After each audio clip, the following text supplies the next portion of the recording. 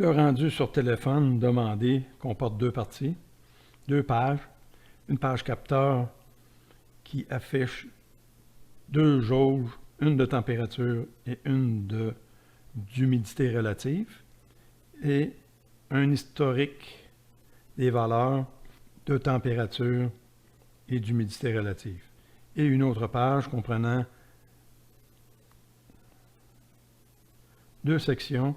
La première section, un do not nous indiquant l'état de la LED GPIO 0 et deux boutons de contrôle pour mettre GPIO 0 soit à low, soit à high. Même chose pour la broche GPIO 2. Donc, si je demande de mettre à low, la commande est envoyée par UDP, reçue par le ESP, et à ce moment-là, il va mettre la broche à low. Pour high, on a une réponse aussi qui est traitée, et si la valeur reçue c'est 1, à ce moment-là, il va mettre la couleur rouge à l'intérieur et la valeur 1 à l'intérieur. Donc, si la réponse après le traitement, après la requête, c'est 0, à ce moment-là, il met à 0 et éteint la DEL. Même chose pour la broche GPIO 2. Maintenant, si on va sur la page capteur, on peut voir l'historique, la température, l'humidité relative. Et il y a seulement une minute ou environ. Donc, si on regarde la configuration de l'historique, c'est la dernière minute ou 10 points de mesure. Si on veut vider l'historique, on a une commande ici qui s'appelle efface, qui va effacer l'historique. Donc, si je clique dessus, la commande est envoyée. Et à ce moment-là, ça repart à 0 au niveau de l'historique. Concernant le flow, il s'appelle capteur. Ça ici, c'est un comment. C'est simplement un commentaire. Comment. Ça nous permet d'expliquer qu'est-ce qu'il va y avoir ici. C'est divisé en sections. Il y a la section d'envoi des requêtes UDP. On va envoyer des commandes au serveur embarqué sur la puce ESP8266.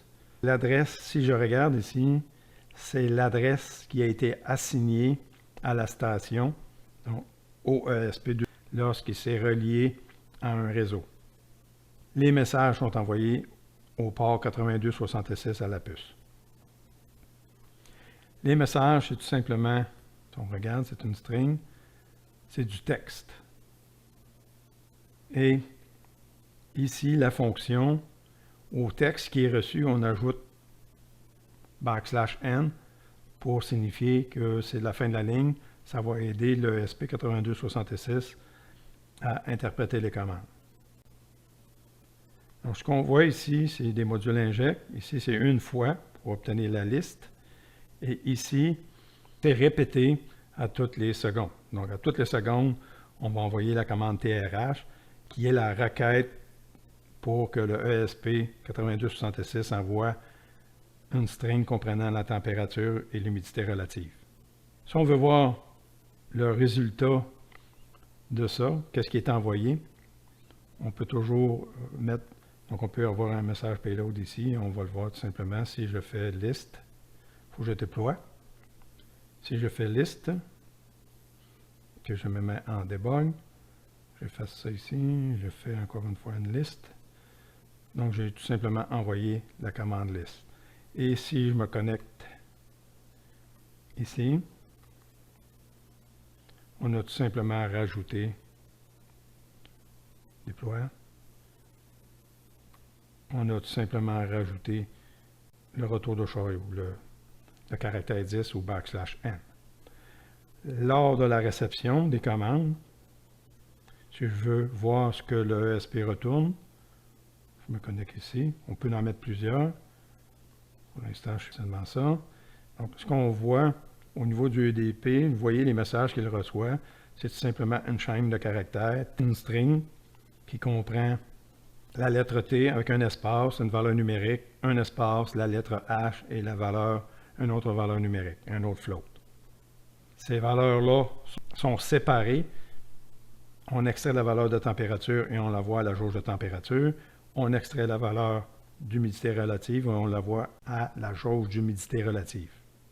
La commande, c'est split avec le caractère qui va séparer les mots.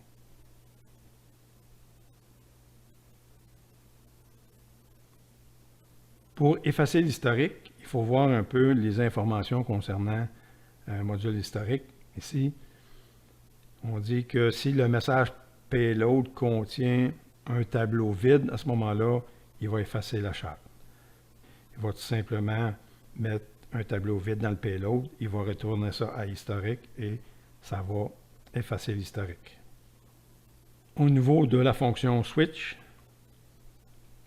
switch nous permet d'avoir plusieurs sorties ici. Si une condition est rencontrée, par exemple, si ce qu'il reçoit en entrée, c'est GPIO 00, donc à ce moment-là, ça va sortir ici. Si c'est GPIO 01, ça sort là, etc. Donc ça va nous permettre d'identifier les messages pour les boutons. Au niveau des afficheurs, ici c'est de type Blue Note et on a simplement deux valeurs, soit 0, soit 1. Si on regarde ici, si le message reçu c'est GPIO 0, à ce moment-là, il met la valeur à 0. En sortie ici, c'est GPIO 01, donc il va mettre le message de sortie à 1, la valeur numérique. Et lorsqu'une fois que c'est rentré ici, si c'est 0, à ce moment-là, il va mettre la valeur à vert. Et si c'est 1, il va le mettre à rouge. Ici, on ajoute un \n, tandis qu'ici, on retire un \n. Donc pour ça, on peut utiliser la fonction substring. Donc à partir du caractère en position 0, on retourne tous les caractères sauf le dernier caractère. Donc la quantité, ça se trouve être la longueur du message.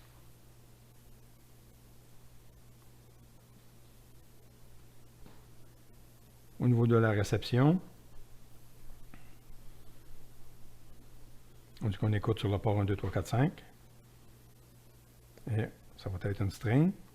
Maintenant, on va aller voir le code du ESP8266 qui va nous permettre de faire la communication UDP. Le code du serveur UDP sur ESP8266, on définit les branches d'entrée. Ici, si maison est définie, j'utilise le routeur chez moi. Si maison n'est pas définie à ce moment-là, j'utilise le routeur du laboratoire. Et la valeur, c'est 545.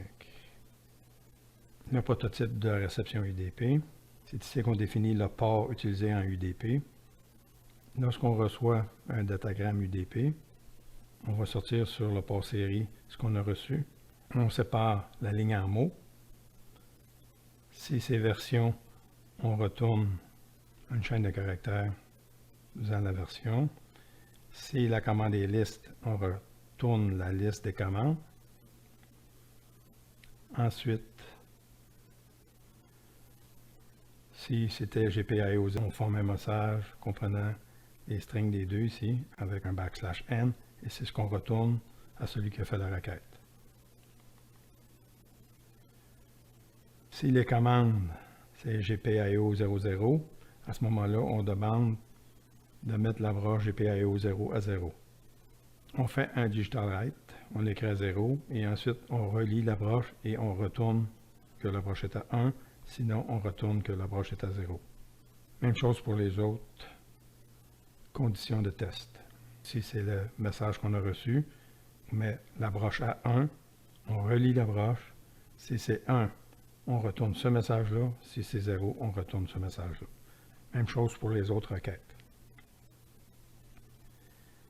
Si la requête c'est TRH, à ce moment-là, on va tout simplement générer ici des valeurs aléatoires, une valeur entre moins 50 et plus 50. Le résultat de random 100, ça génère un nombre entre 0 et 100. Ici, la fonction, la valeur aléatoire, c'est un float. avec plusieurs chiffres après le point. Donc, au niveau de la string, on va limiter à un chiffre après le point. On construit la réponse. Le caractère T avec un espace avec la valeur de la température qui est transformée en string. Ensuite, un espace, la lettre H et la valeur d'unité relative transformée en string. Et c'est cette string-là qui est retournée. On l'affiche au niveau du port série aussi pour le dépannage. C'est une fonction ici qui est appelée lorsque un événement Wi-Fi OnStation GetIP va être vrai. Donc lorsque cet événement-là arrive, il va appeler cette fonction-là. Et à ce moment-là, on va retourner, on va afficher la valeur de l'adresse IP fournie par la DHCP du routeur sur lequel le ESP est connecté. S'il se connecte, il va désactiver le point d'accès. Au niveau de l'initialisation, il faut définir les broches GPIO 0 et 2 en sortie. On active la station. La station est configurée. Il faut donner l'SSID. Donc ça, c'est donné au début en define. Même chose, le password. Pour la station SSID R, le password, il n'y a pas besoin de password. Si maison n'était pas définie à ce moment-là, on aurait le SSID ISO et on aurait le password 247.545-SH. On active le point d'accès.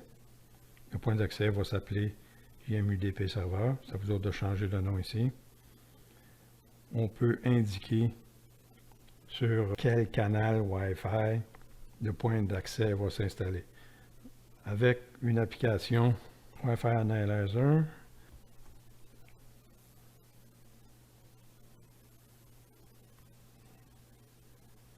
c'est pour voir le téléphone qui est branché.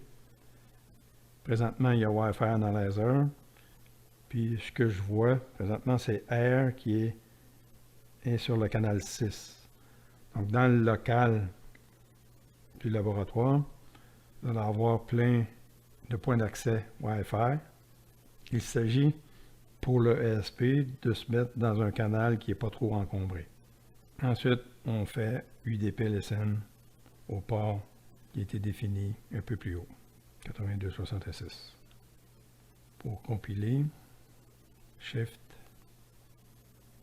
Open Terminal, je fais un Make. Voilà. Et les fichiers sont maintenant dans Out, Firmware. Ce sont ces deux fichiers-là. Donc pour programmer, il faut que je mette la puce en mode programmation. Ensuite, je vais chercher les bons répertoires. Donc je suis déjà au bon répertoire dans ESP UDP serveur. Cancel. Je choisis le bon port de communication. Je ferme la communication ici. Je déclic. Le fichier est ouvert. Je reviens pour la programmation. Start. Terminé. Si je peux me reconnecter, n'importe quel terminal peut faire la chose. Si je fais un reset du ESP,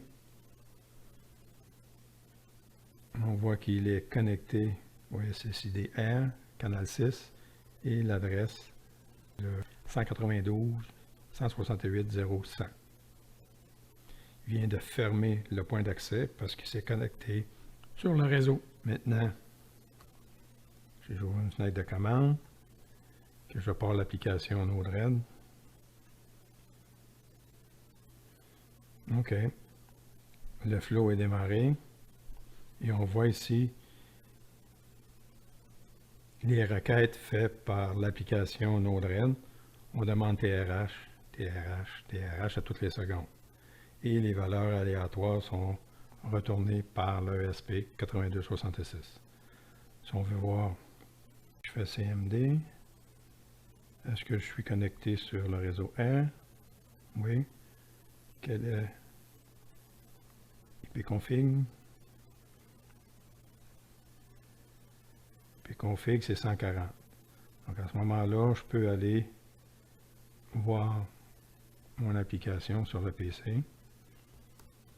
140 2.1880/UI. On peut rapetisser aussi, comme ça. On voit que c'est disponible au niveau du capteur. On a les valeurs. Même chose au niveau du téléphone. Je fais l'application Visor pour qu'il se connecte au téléphone. Je demande de regarder. Je connecte au téléphone. Je peux demander Chrome.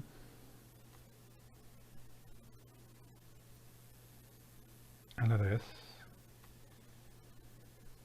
192.168.0.140 2.1880 UI.